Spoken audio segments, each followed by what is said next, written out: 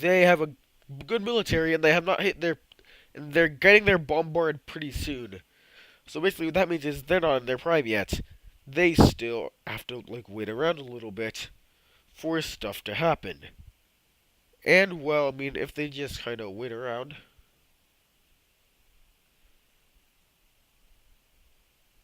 if they just kind of wait around for their bombard to come in, they're gonna be looking strong because, well, basically, what happens if they conquer too many cities is with their bombard and their war AI is they spam minarets in all the cities, then become scientifically better than everybody else, and then from there they can't be stopped. So yeah, I think the Ottomans have a clear path to victory, and for that reason, I like their chances.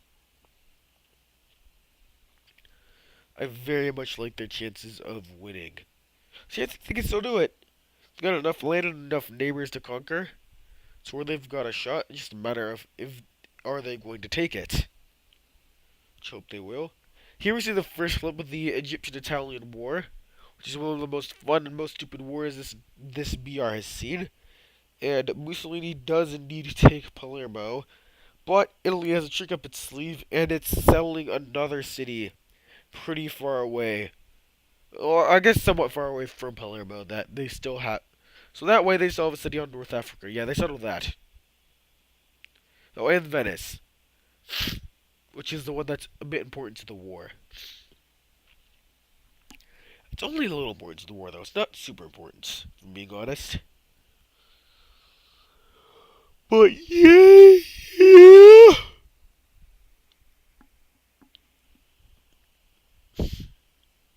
See, right now it's looking like it. Okay, now I'm gonna talk about these two. I was hoping Odo would declare this war because I only have Yak in as a placeholder to stop Mongolia from growing way too powerful in the early game. But yeah, Japan and the Yaks. Japan declared a war on Taiwan, but I mean, if you look at them, they haven't even settled their own continent yet, and they don't have that good of a military. So, I think at this point, Japan's chances of winning are out. Yakutia, however, I'm just going to go ahead and spoil this. They succeed in conquering Satsuma, so for that reason, they have a lot of land at their disposal, and they've shown that they can conquer people, so one problem is their neighbor is Genghis Khan, but I mean, they themselves are Khanates, so they just gotta win one important duel before they are like one of the scariest areas in the game. So Yakutia's got a. I'm just gonna give him small. Give him a small chance of winning. Just because all their neighbors, aside from Japan and the Shanu, are powerful. Speaking of powerful neighbors, I'm going to talk about Taiwan real quick. They settled China. Good for them. I think they got a good shot at conquering, let's say, Japan. They can settle the Philippines, and if they're lucky, conquer some Indochina. Just because they're really good at navy. Combine that with the fact that they have a that they've settled a lot of cities in the Chinese mainland, and they've got a shot at winning the game. I will just see that right now. They can definitely do it. They have the position and the uniques to win the game, at least in my opinion. And they're yeah, Palermo flipped a couple times, which I must have not noticed. Yeah, Heelworth has a surprising amount of trouble capturing. They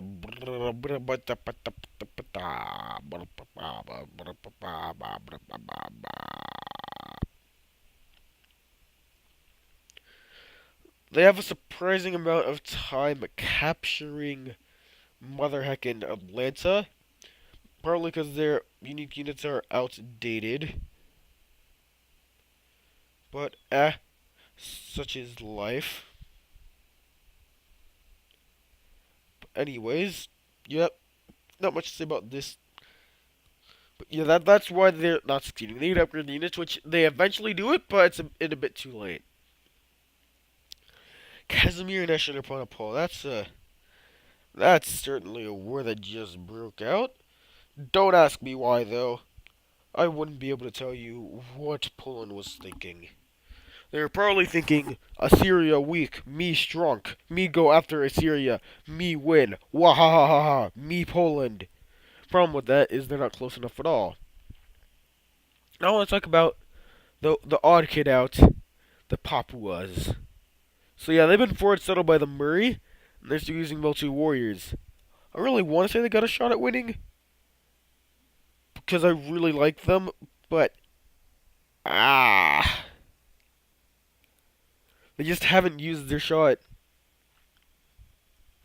Like they could conquer, like conquering Janmar is the only way they'd be able to do anything, and with multi warriors, that won't be able to happen.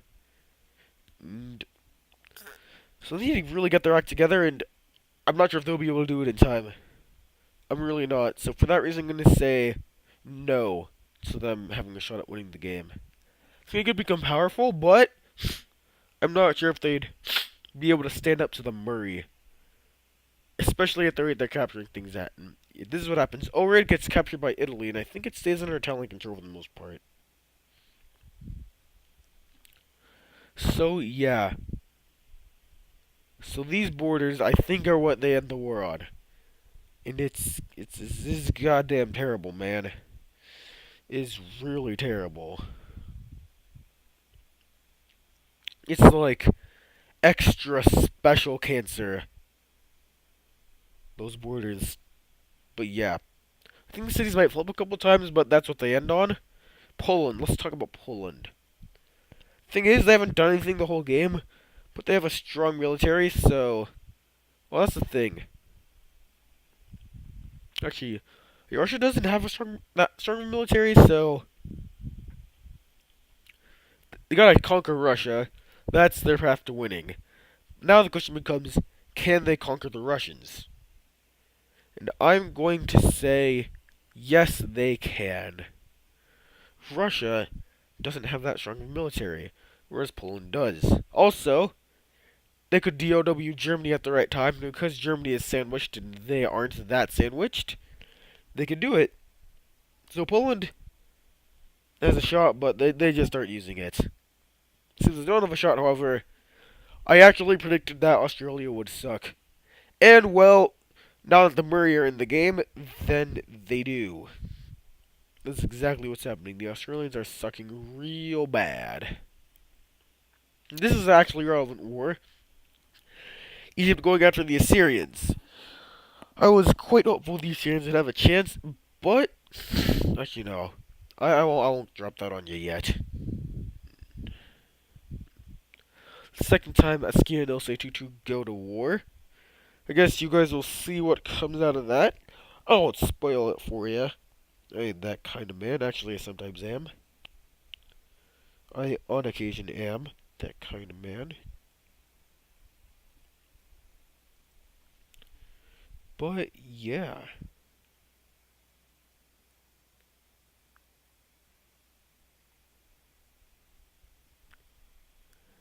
Man, these borders... Like, yeah, I think Mussolini retakes Palermo one time and then Ramses retakes it back, but that's what happens in this war.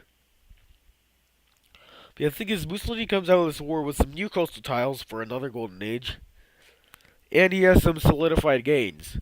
Furthermore, whatever gains he makes here, which he made one gain, he can now make those lands a bit more populated and a bit better of cities because of his unique, which is basically a shittier version of Rome's. At least during Golden Ages. The one thing he has over Rome, though, is Golden Age points from coastal cities. And, well, that's it. That's his one advantage. But it's an advantage, nonetheless. I'm trying to blow my nose on camera.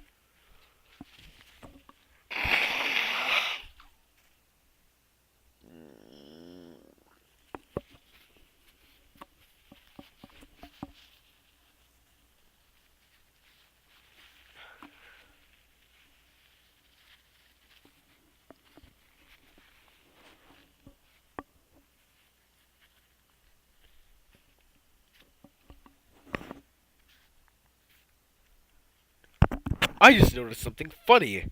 Taiwan and Japan made a declaration of friendship, even though they've gone to war with each other.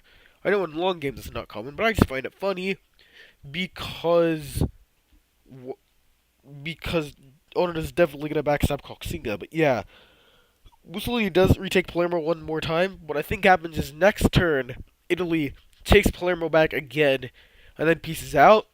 And then I get mad because Japan had the because no Italy had the units they needed to retake it, but instead just accepted a white peace, even though they could have just taken it and then pieced out with Egypt. But that didn't happen. But anyways, such is lay life. And yeah, the Axe takes Satsuma. I think that's obvious at this point. See, I haven't gone over Vietnam. Actually, I'll wait to go for Vietnam until an important event pops up. Let's talk about Montezuma of Les Aztecs. Under normal circumstances, I'd say they still have a shot. But the thing is, their expansion is being cut off by none other than Pocatello. And the thing is, Pocatello is already a really dominant power, or one of the strongest in the game. And he's unique, makes it hard for people to invade him. So, I deduce that Montezuma is pretty screwed unless he invades California. And just as California has a small land space to invade him, he has a small space that he needs to use to invade California. And I'm not quite sure if he will be able to do it. And that's the problem. Also, you guys are going to see something hilarious later on, which, honestly, it's just the best, even though it's pretty not Aztec. Like, as a devout Aztec supporter in Les CBRX, I feel shitty about it, but as resident of some other nation, I feel great about it. Yeah, Perkenko, keeps slipping, and Argentina will indeed take it back. Yeah, as you see, the Inca don't stop expanding, which me very much likey. That Inca no stop expanding. That good. That very good. That very good indeed.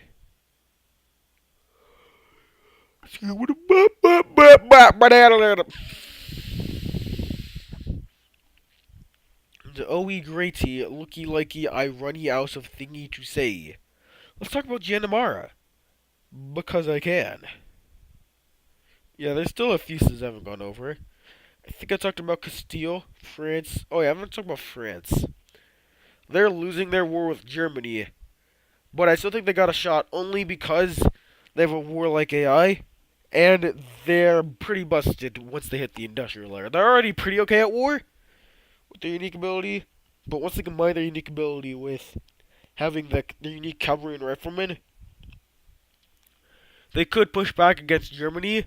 But if they don't do that, then they basically don't have a chance.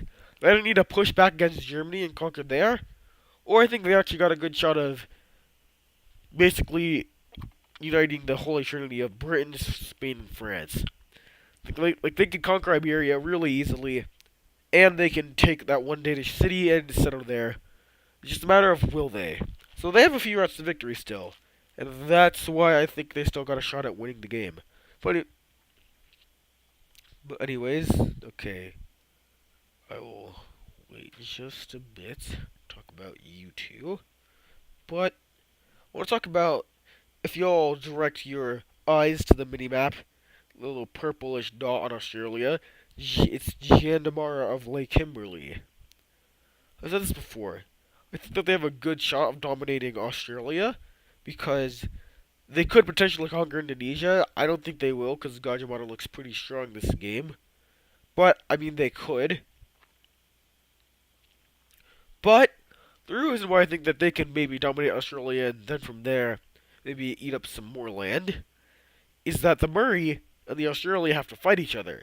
The Kimberley just kind of have to exist. If they just kind of exist and settle at a reasonable rate, then they're gonna get all of Western Australia, and they'll have done so without going to war, which I think will put them in a better spot than Gambu Ganuru, who is winning his war against Australia. Or actually, that isn't happening right now. Or whoever wins, which is looking like it's going to be Gambu. It actually is Gambu. I just don't want to spoil it for you guys. I'm sorry. But yeah, for that reason, I'm liking Jandamara. I'm liking him a lot to win this game. Yeah.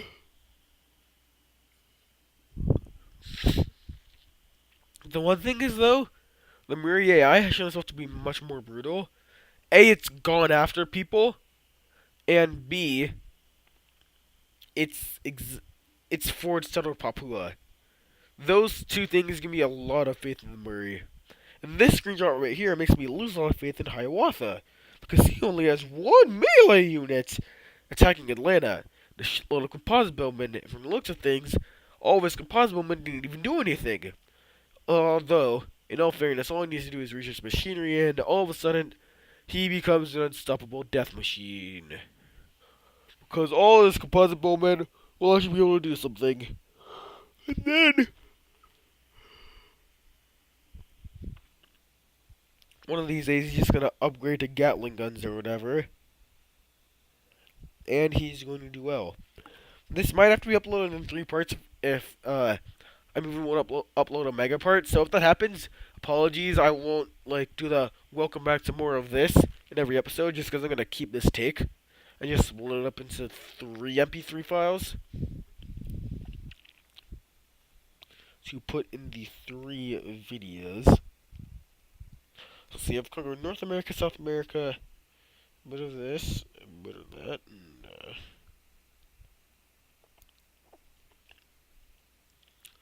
okay, the only 2 civs I can kind of talk about right at the moment are, that I don't want to save for later, are Maratha and Russia. Even though Russia still a lot of land, I find them to be one of the most forgettable civs in the land in the game. Just because they haven't declared any wars. So nothing ever happens where they are. Kuchum hasn't gotten to them yet. But, because they don't have a lot of military, so I think they can. They have a salvageable position. I just actually, if I'm being honest, their 2 neighbors are Siberia, who is powerful, and Poland, who is at least built up a military, so yeah, I don't think they can win. I don't think they can take on both of them. I just don't. Especially because Siberia is chosen to expand westward. I don't think they can do it. I just don't.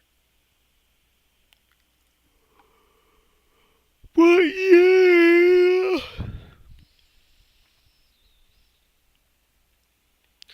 And Shivaji of the Maratha. By virtue of the fact that he's built up a lot of units and all the other forces in India aren't that strong, I think he could unite India. And if he does that, then he's got a lot of room to expand and conquer, especially if he gets his sepoys going and he starts spamming some gun units, conscripts some citizens, all that. He's got a few neighbors he can kill. So he's got, I'd say, a small chance. Just because, again, India's pretty divided right now. It's between Gandhi and Genghis. Gandhi, I'll just say right now, no chance at all. He surrendered his 2nd city and hasn't settled a 3rd one, so we're not going to see the world cleanse in atomic fire this time around. Sad, I know. And the other one, I've been waiting to talk about this guy. Darius of Persia. I see a bright future ahead of Darius. He's performed very well in his region. He has conquered Delhi from Gandhi through the art of diplomacy, and as you guys just saw, he successfully sieged Nineveh after Ashurbanipal tried to do the same to one of his cities, and he failed. So he succeeded where Ashurbanipal failed. That's what I'm liking about him. He's losing out on his uniques, but then again, his UA by its own, especially with his banks, are pretty powerful. His bank just gives him happiness, which plays towards his UA of longer golden ages that make his units stronger. So I could reasonably see him becoming a big power, spamming cities, being really happy, getting golden ages often. Because of that, he's able to become stronger, keep conquering, and he could basically end up in a vicious cycle if he keeps up expanding and conquering who's around him, which he has some pretty conquerable neighbors, namely Gandhi and Ashurbanipal. He's down to two cities now, and he's surrounded by a lot. He's surrounded by Mehmed, who he failed to conquer and who could in turn conquer him back. He's surrounded by Darius, who actually has conquered one of his cities, and Ramses, who is pretty warlike. So, given all the wrong opportunities, Ashurbanipal is spread much too thin to win.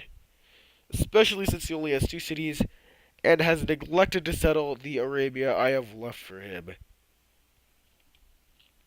Yeah, there's no Arabian Civ. So now that just leaves two. Actually, no, wait, three civs that I've to talk about. Starting with Ahmad al Mansur. I think he's just kind of existed for the whole game, but because of the position he's existed in, I still think he can win.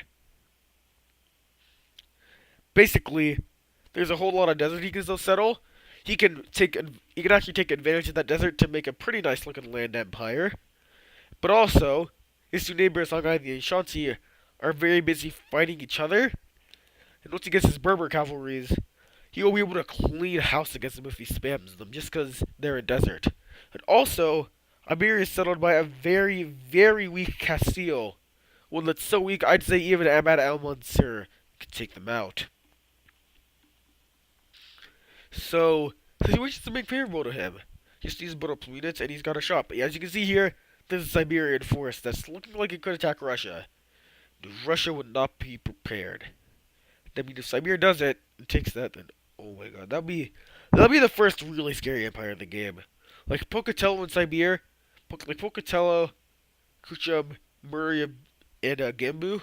Actually, he hasn't done it yet, but right now Pocatello and Kuchum have built kind of scary empires, looking kind of good. But if Kuchum conquers Catherine's territory, he'll be looking really good. Looking extremely low. Like yeah, as you can see, that Ashanti city of Kakongo and Songhai's capital are both in desert, and there's a few desert tiles elsewhere in the Ashanti and Songhai territory. So yeah, that could happen. I find it funny that every time the Songhai and the Ashanti go to war, they end up sieging each other's capitals. Like Songhai always goes after the Ashanti capital, and Ashanti always goes after the Songhai capital. I just think that's a hilarious symbiotic relationship to have, and it's some funny stuff, man. It's some pretty good stuff. If you're aware of what it is that I am saying.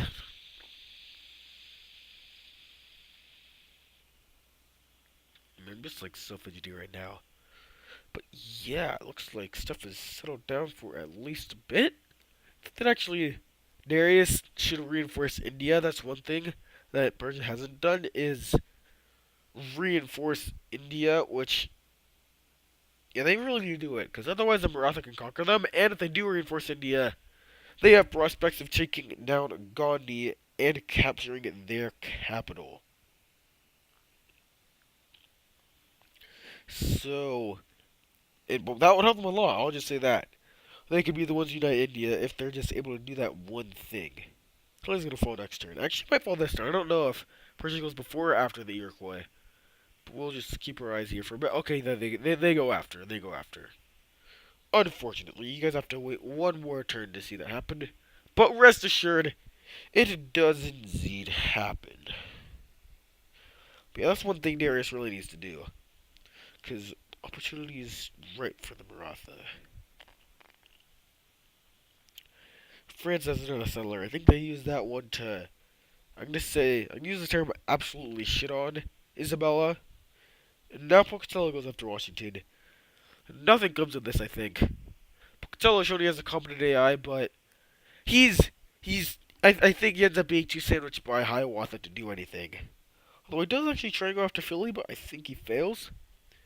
I guess we'll just have to see in this 27-minute remaining part if he's able to do it. Yeah, this ends up getting divided into 3 parts. I apologize just because it's going to be pretty rough with like video starts and everything, but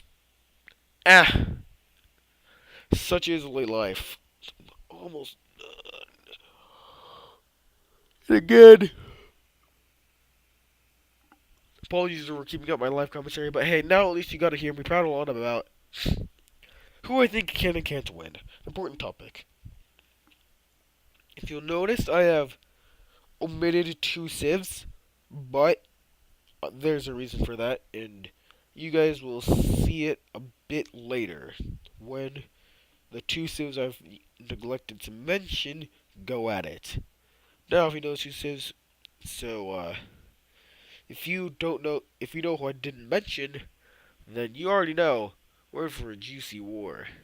Actually, I haven't mentioned Gustavus yet, and he's not the one, so I'll just quickly mention him. Once he gets his regal ships, he can conquer Denmark, and from there, he has a good war AI, and places he can make landings against, the likes of Poland and Germany, so